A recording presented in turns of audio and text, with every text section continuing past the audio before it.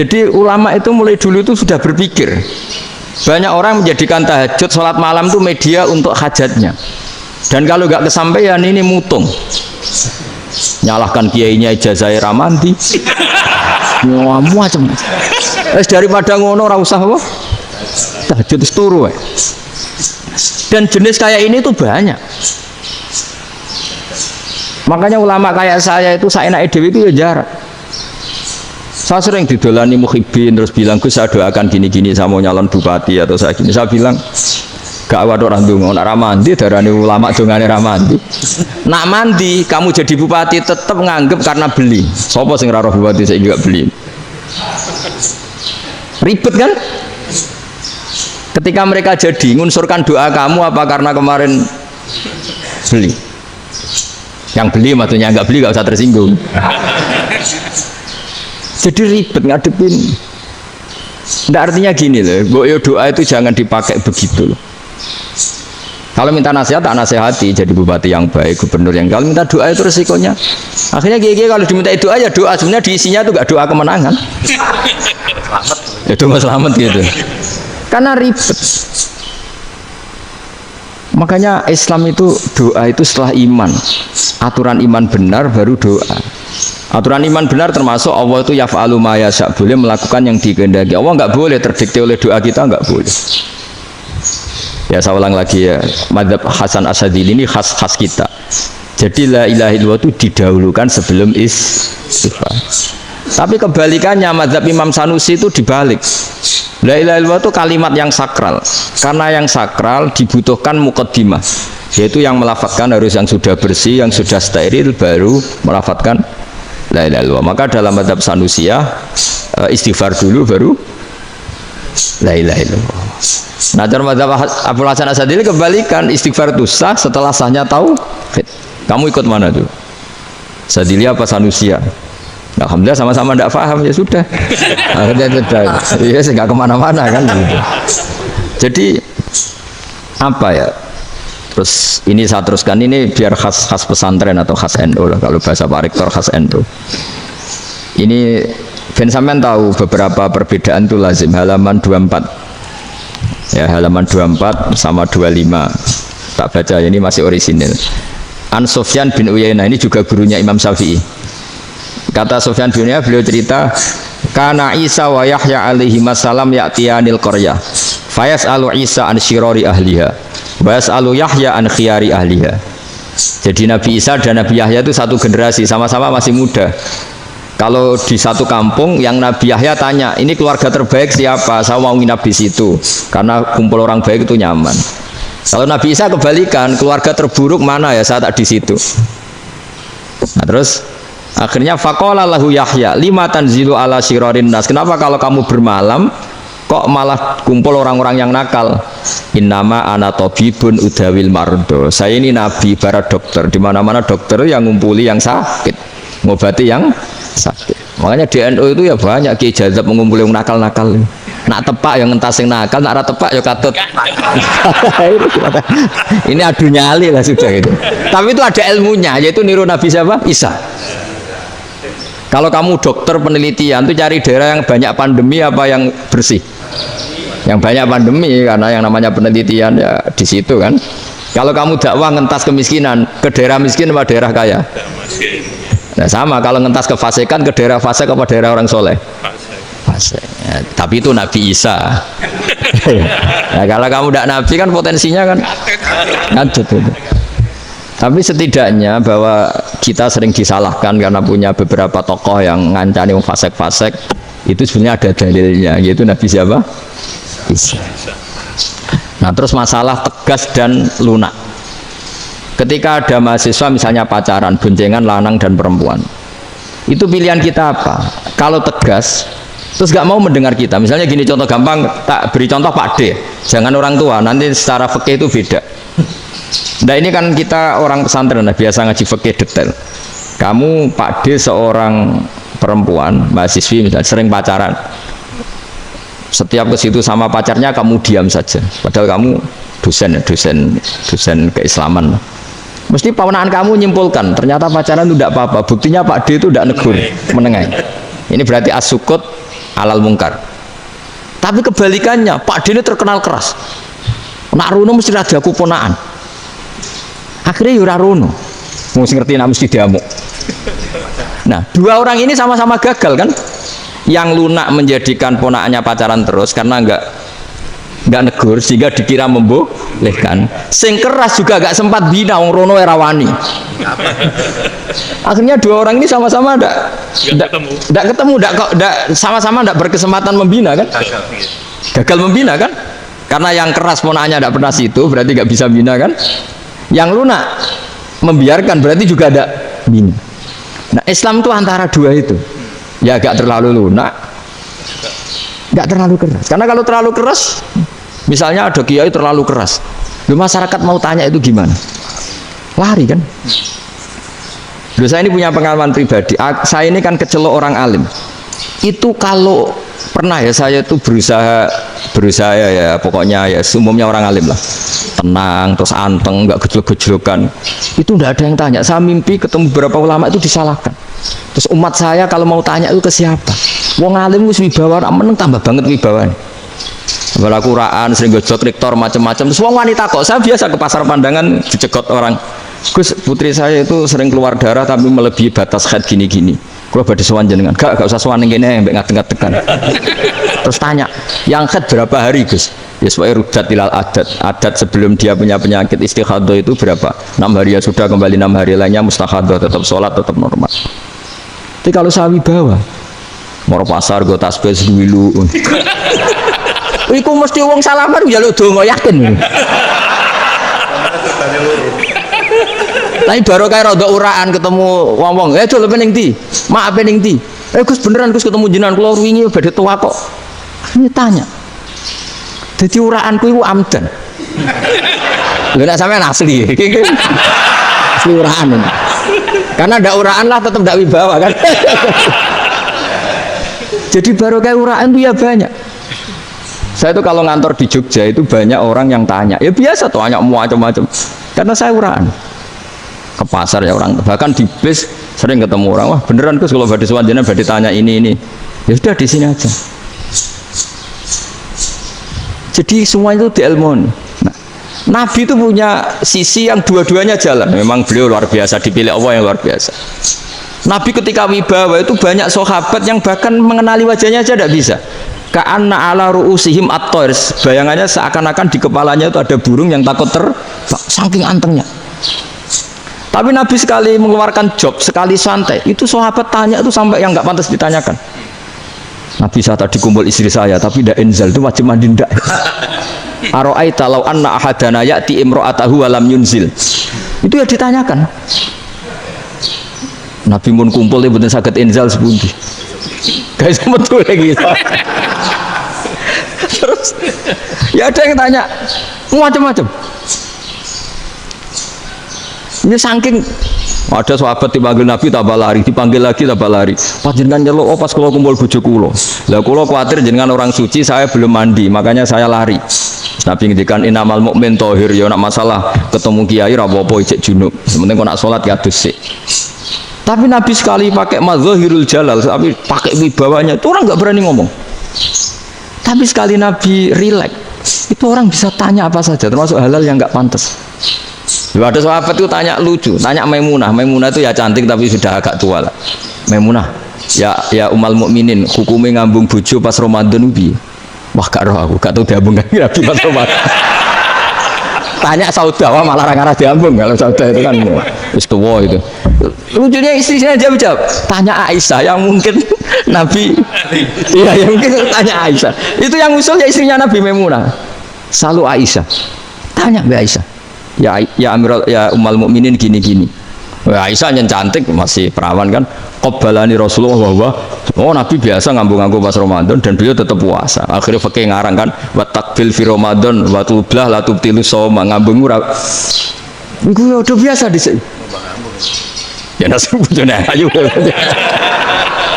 Nah ini artinya seasik itu. Jadi garwane Nabi sing ngrasa rodok tuwa. Wah, aku ora tahu ya.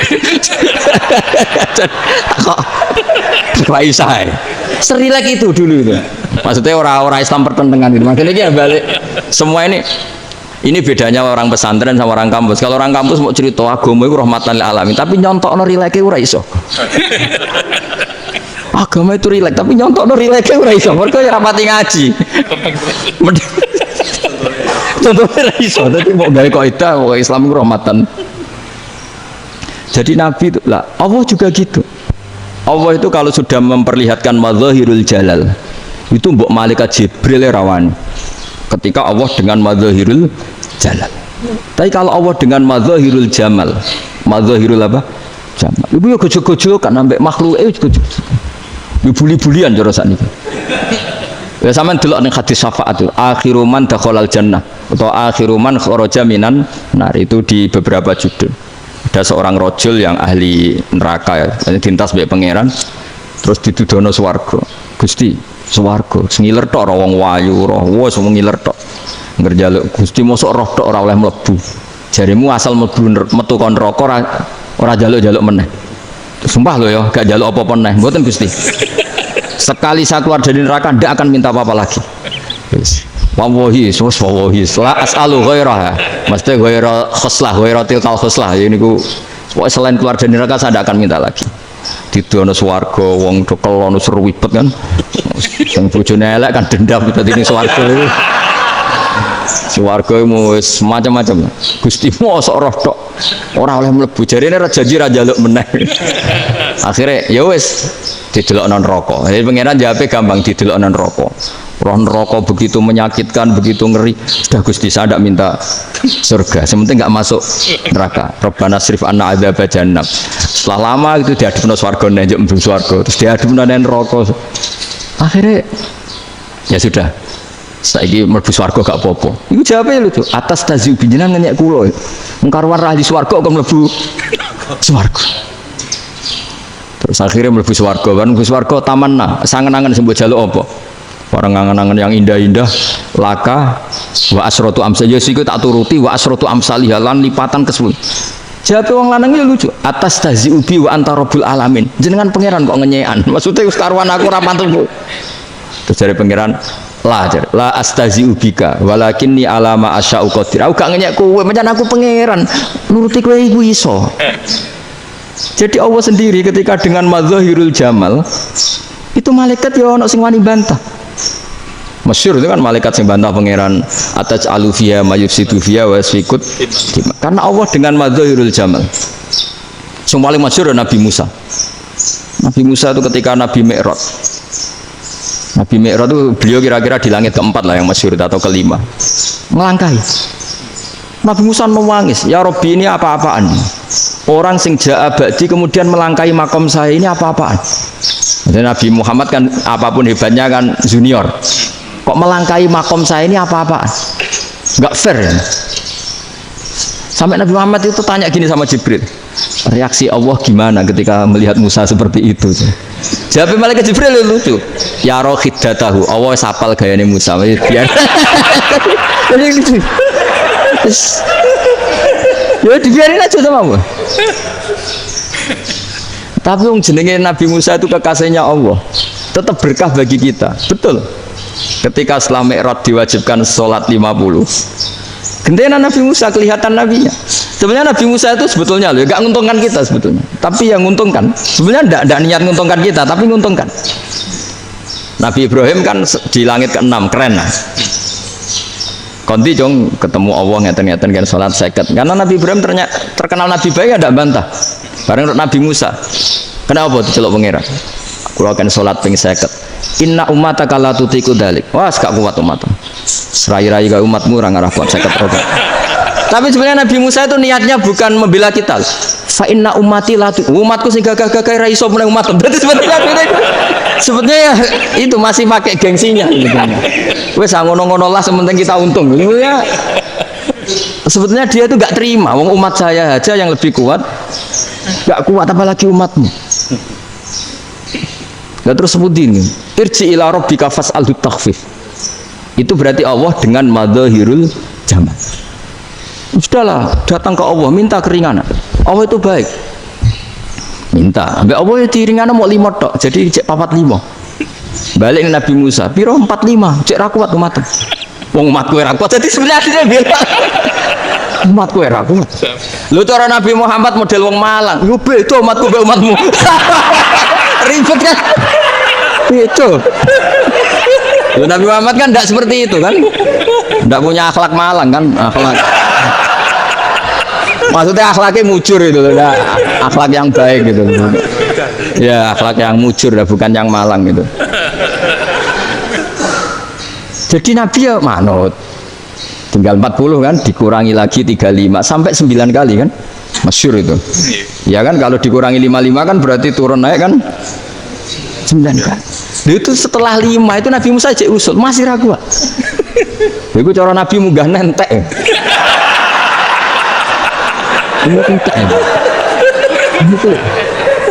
Terus, iya doa tuntas betul. Sebebas. Terus munggah ado-ado laupun. Ngapain itu? Akhirnya Nabi Muhammad sudah sampun ya kalimah Allah. Saya ini malu sama Allah. Sudah 9 kali dan diturutin terus. Jadi Allah kalau dengan madzahirul jamal itu Nabi Musa biasa nego sama Allah. Tapi ketika Allah dengan madzahirul jalal itu Nabi Musa enggak berani. Yaitu di hadis syafa'ah. Hadis syafa'ah ketika manusia datang ke Nabi Adam, ya tuna Adam. Ya Adam anta abul basar ngene isfa'li ana inda rabbik. Kamu saya minta mensyafaati kita. Nabi Musa, Nabi Adam, inna rabbi qad ghadibal yawma ghadaban lam yaghdab qablahu mislah wa la yaghdab ba'dahu mislah. Ini Allah sedang murka besar dan tidak akan murka seperti ini lagi. Sudah saya tidak berani, nafsi. Nabi Ibrahim enggak, termasuk Nabi Musa ketika di itu ya enggak berani. Karena Allah dengan madzahirul jalal. Itu Nabi Musa enggak berani. Sudah saya sendiri itu pernah salah. Yaitu saya membunuh seseorang yang enggak disuruh oleh Allah membunuh itu, yang pas diotosi orang Kipti. Akhirnya datang ke Nabi Muhammad. Pas ke Nabi Muhammad, Allah dengan madzahirul jamal. Apa dengan madzahirul jamal sampai Kanjeng Nabi ngendikan analah, saya akan memintakan syafaat kalian. Terus fa ahmadu rabbi bima hamida allamaniha rabbi. Saya muji Allah dengan pujian-pujian yang orang lain tidak tahu, hanya saya yang diajari, kata Rasulullah. Nah di sini menurut banyak ulama termasuk kitab yang saya baca, kenapa Muhammad sebagian namanya Ahmadu itu dari af'al tafdil, fa Muhammadun Ahmadu min ghairihi. Muhammad Rasulullah itu kalau muji Allah di atas cara mujinya Nabi yang lain. Jadi Ahmadu bukan dari fi'il mudhari' lil mutakallim tapi dari af'al apa? Tafdil. Fa Muhammadun Ahmadu min ghairihi. Bahwa Kanjeng Nabi Muhammad sallallahu alaihi wasallam itu cara mujinya Allah di atas pujian para nabi. Makanya di sini Sayyid Ali Zainal Abidin kalau muji hamdal hamidin wa fauqa hamdil hamidin. Jadi pujian saya ini di atas rata-rata cara mereka apa? Memuji. Yaitu sirinya apa? Nabi itu tahu bahwa akhirat tidak bisa batasi Allah. Kamu tidak bisa nyemprit Allah. Allah, ini akhirat loh. Amal sudah tidak manfaat. Ingat itu. Tidak bisa seperti itu. Allah itu nggak bisa tunduk sama konstitusi yang bernama akhirat. Artinya Allah meskipun di akhirat tetap dua hak yaf'alu ma yasa atau yaf'alu ma yurid. Nggak bisa kamu terus wah ini akhirat amal raiso dikirim nawang mati, amal raiso dikirim yang pengiran kok mbak atur. Kalau kita yang mengirimkan nggak bisa, tapi kalau Allah tetap bisa. Makanya ada kiai mengatakan kodok kodar raiso dirubah, itu kamu. Makanya ada seorang kiai ditanya, kodok kodar iso dirubah sekali dicatat selesai. Jadi kiai tadi, tapi nak Allah iso.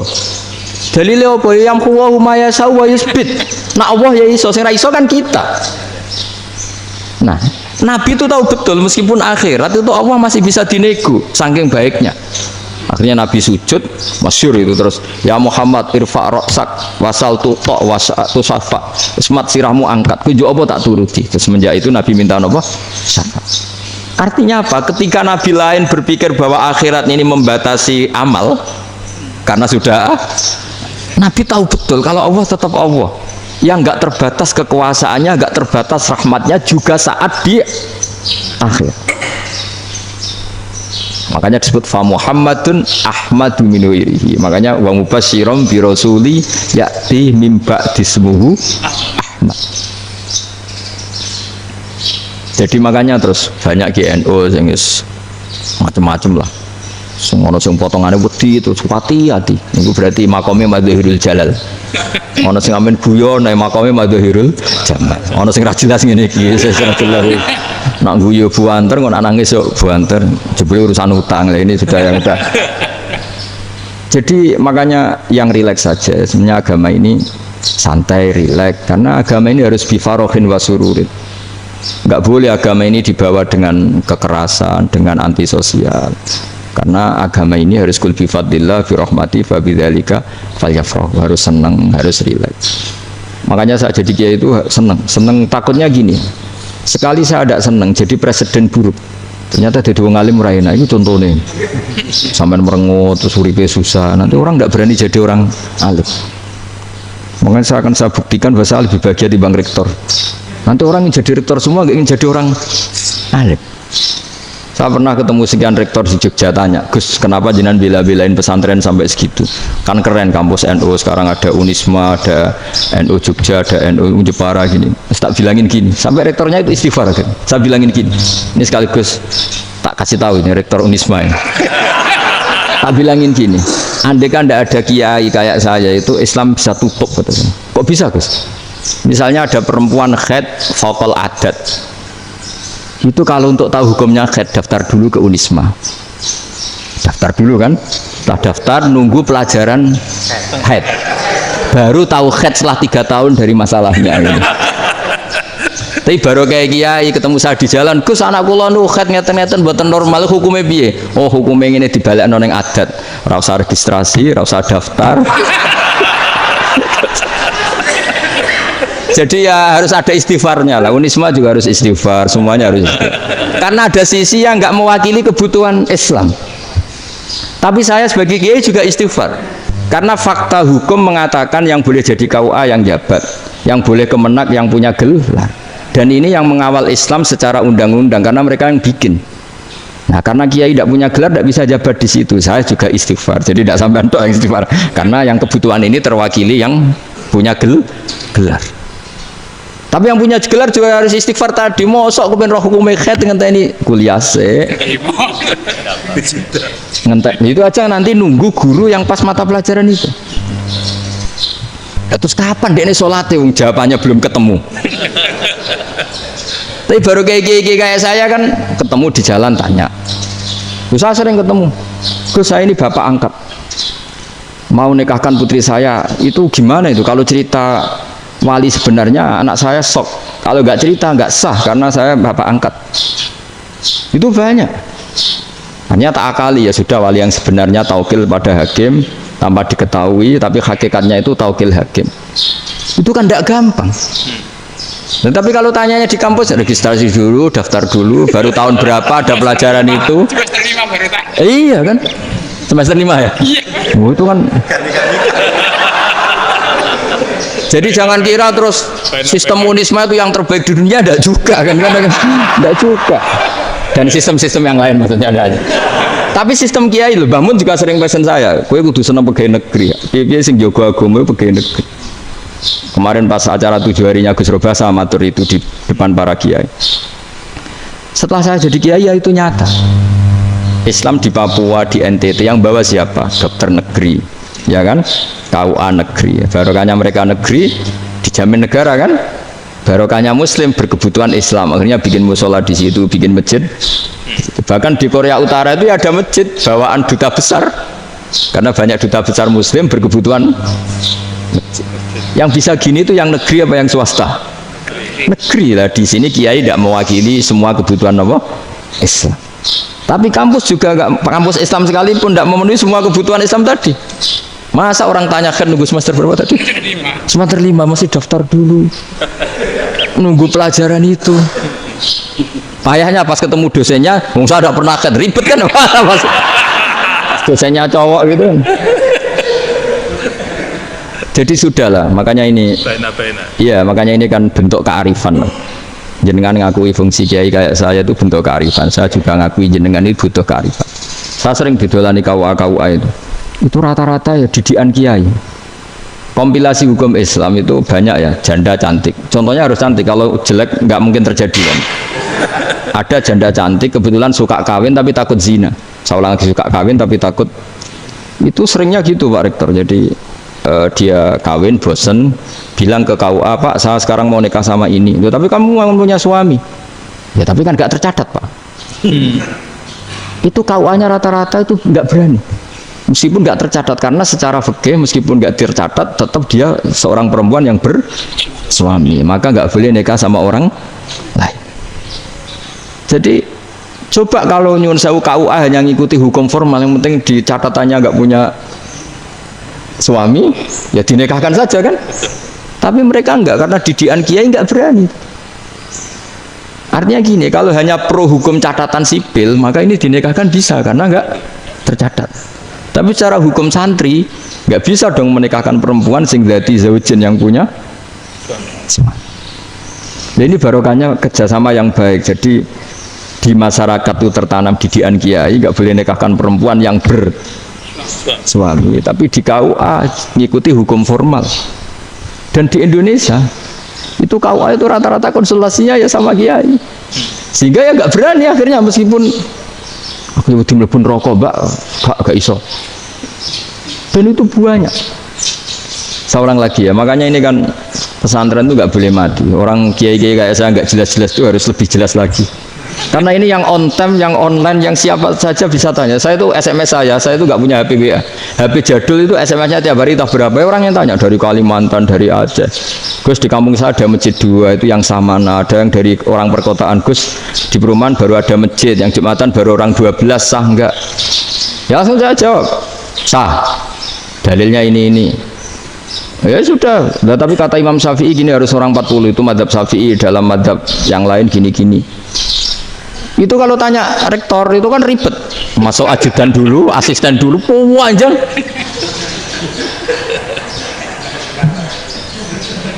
Wah itu kan ribet kan.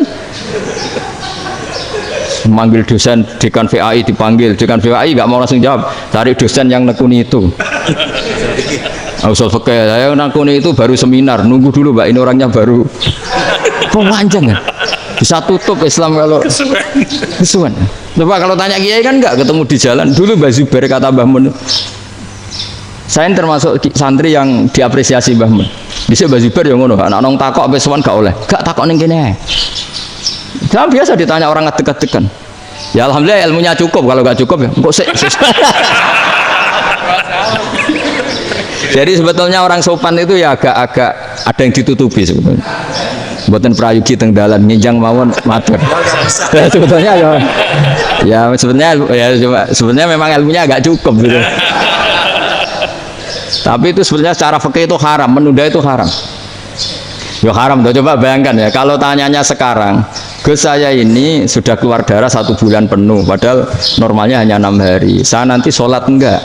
Kalau nginjang mawon dugi kula, berarti kan hari ini belum ada keputusan. Sholat apa enggak kan? Tapi karena modus tadi, boten prayogi nggih ngendikan ngoten teng dalan ngenjang tengen kula. Itu kemungkinannya 2, sopan atau goblok, itu saja. Kayaknya kalau sopan enggak lah. Kayaknya enggak lah kata saya. Karena secara fikih itu jelas haram. Bagaimana mungkin sesuatu yang harus dipraktekkan nanti duhur dijawab besok, berarti duhur, asar sampai subuh belum ada jawaban, berarti nggak ada sholat kan. Ya, makanya dibutuhkan orang-orang alim yang kultural seperti ini, dan NU menghormati kultural. Tapi Mbah Mun juga sangat menghormati Islam formal, karena tadi produk-produk formal itu bisa dilembagakan oleh negara, dan itu kita ikut untung gitu. Makanya Mbah Mun itu kalau punya tamu KUA, punya tamu polisi sampai pejabat itu. Kenapa saya contohkan KUA? Supaya jangan kira seperti pendapat orang-orang hasud, wah mesti aja disolani presiden seneng, menteri seneng. Enggak juga. Sebenarnya semua kiai itu mulai KUA sampai polisi, polsek, polres itu seneng semua, karena sama-sama diajak mengawal bangsa ini, diajak mengayomi semua masyarakat. Tapi kadang-kadang masyarakat ngeritiknya, jenis kiai disolani menteri ya seneng, presiden. Padahal yang soal kiai itu mulai KUA, kapolsek, kepala desa, RT, mudin. Itu mudin kalau tanya lucu-lucu. Gus kalau nate nyembelih pitik kemanian, pitik gue gede man. Akhirnya wis ngerti nak kemana langsung tak sebelah benda terusane ku sah ta ora. Ribet. Ya tak jawab, lah pite masih ku jek urip to ora. Terus urip Gus, wis sah to madzhab Malik kerja urip. Karena itu ada perdebatan antara madzhab Malik dan madzhab Syafi'i. Nah, cara Imam Syafi'i itu agak ketat. Hewan yang punya kehidupan sudah muttoribah, misalnya ayam jago, contohnya harus jago, karena kalau ayam kecil diikhlaskan haram. Jadi, yang cilik wae kan gitu. Fikih itu ya, fikihnya orang Indonesia itu pecundang. Kalau ayam kecil nggak ditanyakan, mate ra wis. Kalau jago, jago ditabrak truk kejet-kejet. Andai kan nggak disembelih pun mesti mati. Itu cara madzhab Syafi'i itu haram. Karena penyembelihan ini tidak menjadi penyebab kematian, tapi memang karena kecelakaan tadi. Ini cara madzhab Imam Malik enggak. Andai kan nggak disembelih, matinya kan 2 menit lagi atau 1 menit lagi. Andai kan nggak disembelih, berarti mati sekarang itu bawaan pisau apa bawaan kecelakaan? Ya sudah halal gitu caranya. Nah akhirnya ya saya bilang ya sudahlah kita semuanya mati. Jadi cara debat, cara Imam Syafi'i enggak, cara berpikir itu sudah tidak kehidupan yang normal, yang dimana-mana penyembelihan itu mematikan yang hidup normal. Jadi agak ketat. Sehingga dalam contoh kemanian, kalau dalam bahasa Jawa nyembelih agak sempurna, terus pesonya jatuh atau apa itu, kalau pakai madzhab Syafi'i agak kesulitan. Jadi kalau madzhab Malik asal diselesaikan secara fauron, dan juga sebagian madzhab Syafi'i itu halal. Nah orang mesti tanya gitu, Gus, wedhusku tabrak truk, eman Gus kejet-kejet. Nak pitik cilik ra ditakok. Makanya termasuk kritiknya Mbah Mun, tapi ini madzhabnya Mbah Mun ya. Kamu boleh ikut boleh ndak, karena ini urusan ndak penting. Jadi wong-wong lucu, nak ditakoki yuyu muni haram mergo amfibi. Yuyu ngerti ya, Man? Yuyu nggih. Tapi nak ditakoki kepiting muni halal. Mergo nak yuyu haram gak eman, nak kepiting eman. Padahal alasannya coba, kenapa yuyu haram? Karena amfibi kan, bisa di air. Pertanyaannya, kepiting seperti itu enggak? Nah, tapi kepiting kalau haram kan eman. Karena besar. Karena besar kan, kalau yuyu silahkan haram kan gitu. Artinya apa? Fikih kita ya agak-agak pecundang gitu, agak-agak pertimbangan. Iya, ini lucu kan? Kualitatif. Coba alasannya yuyu haram karena apa? Amfibi kan, hidup 2 alam. Pertanyaannya, kepiting seperti itu enggak? Iya. Iya, kenapa kalau orang tanya, yuyu haram apa halal? Rata-rata jawab haram. Tapi kalau kepiting mulai khilaf. Ya mestinya kan sama kan? Nah itu Karena unsur imannya. Iya tadi. Saya juga sering melihat tonggo-tonggo itu. Ayam cuwilik samene ketabrak truk, enggak ada yang tanya. Tapi saya pernah jalan-jalan di Naruan sini, ono jago ketabrak, sing duwe langsung marani kula. Pas saya naik motor, Gus ini halal apa haram? Nah langsung kula sebelah halal apa haram? Wis kanggo kowe halal ya halal. Karena saya tahu tak jawab haram mesti kecewa itu. Aduh, kiai ini beratnya kan. Ya akhirnya ya saya setelah itu materi Imam Syafi'i ngapunten umat kula nu rahasia, madzhab jenengan tuh tidak siap. Untuk madzhab ini tidak sama. Iya kan, akhirnya pakai madzhabnya Imam Malik tadi. Kita Fatihah Imam Syafi'i ini buat niat ngelawan jenengan, tapi ngobati tiang eman. Perkomitenya besar itu. Jadi ini kan ceritanya itu, makanya yang rileks saja lah, bahwa Islam ini yang rileks, yang menyenangkan, karena ya agama ini harus menyenangkan. Raditu billahi robba, raditu itu senang banget, ridho itu puas, nggak boleh beragama pertuntungan terus emosinan, ya marem, raditu itu marem, jadi yang nyaman. Ya saya kira demikian. Assalamualaikum warahmatullahi wabarakatuh.